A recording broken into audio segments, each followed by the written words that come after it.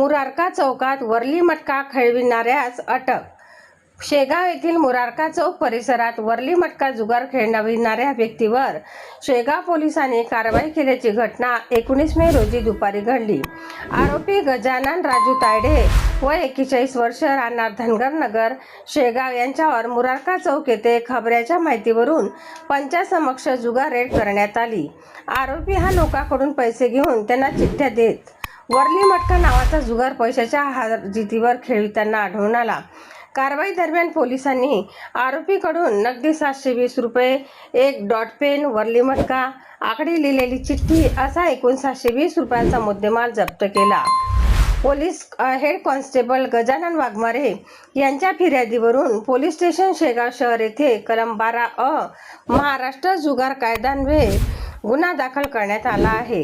गुन्ह्याचा पुढील तपास police head constable Ganesh Wakekar करीत आहे. सनसनी